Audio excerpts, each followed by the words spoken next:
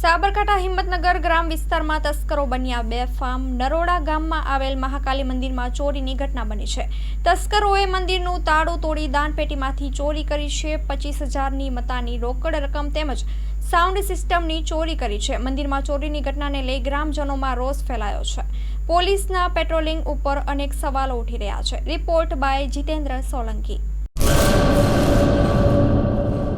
કચ્છની પ્રજાનું માનીતું અને કચ્છની પ્રજાના સાથ સહકાર અને પ્રેમથી સાકાર થયેલું એલબી મોલ એટલે કે લુગડા બજાર ફેમિલી શોરૂમ.